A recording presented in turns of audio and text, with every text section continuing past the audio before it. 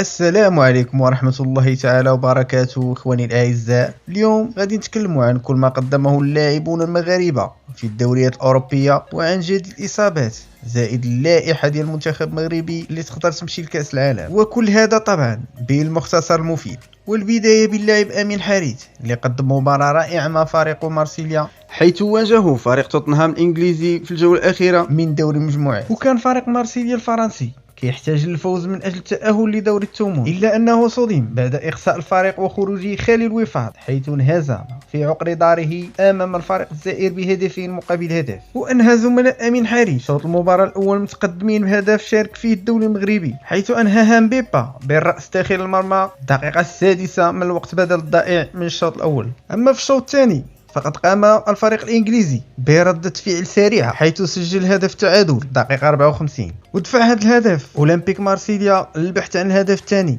لكنه أضاع مجموعة من فرص التسجيل، إحداها كان وراءها اللاعب حريث عبر تسديدة مرت محاذية للعمود الأفقي. ولكن في الوقت بدل الضائع قضى لاعب توتنهام بير إيميل على أحلام تأهل لجماهير أولمبيك مارسيليا بعد أن سجل هدف الفوز للفريق الإنجليزي في الدقيقة 95 ليخرج الفريق الفرنسي من المنافسة الأوروبية باحتلاله المركز السادس والأخير. أما بالنسبة للدولي المغربي ناصر المزراوي فقد قدم لقاء جيد جدا، قدم فيه مستوى رائع، وبين المدرب ديالو أنه كيستاهل الرسمية مع الفريق البافاري، ولربما أخذ المكان ديال الدولي الفرنسي بافار، هذا الأخير اللي رد بقوة على مدربه ناغلسمان الذي أخرجه من الرسمية كظهير أيمن، حيث تمكن من تسجيل الهدف الأول لبايرن ميونخ في الدقيقة 32. ولعب بافار في وسط الدفاع، وهو المركز الذي يرى مدرب فريقه أنه يصلح في وقت راهن للدولي الفرنسي. هذا المكان اللي قدم فيه اللاعب الفرنسي مستوى جيد في هذه المباراة وخلاه ياخذ أعلى تنقيط في هذا اللقاء. صراحة اللاعب المغربي ناصر المزراوي قدم نفسه كلاعب يستحق ثقة مدربيه واستحواذه على مركز الظهير الأيمن، بالنظر لأسلوب لاعبه السهل الممتنع ولهدوئه ورزانته، حتى ولو كانت المباراة قوية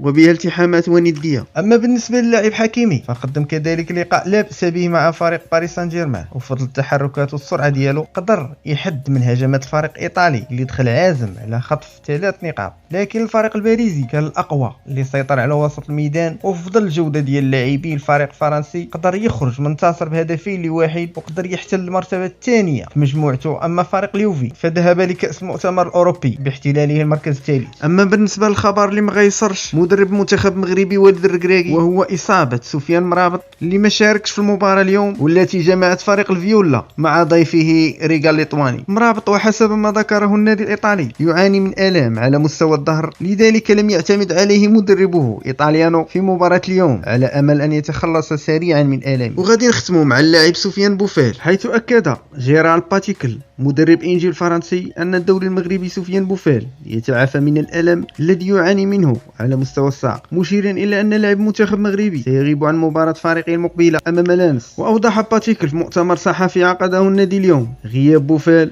عن مباراة السبت غير مؤكد، ولكن الأمر سيكون معقد، إنه يتعافى من الإصابة، مشيرا إلى أنه يجب أن يكون جاهزا قبل مغادرته صفوف النادي للمشاركة رفقة المنتخب المغربي في المونديال.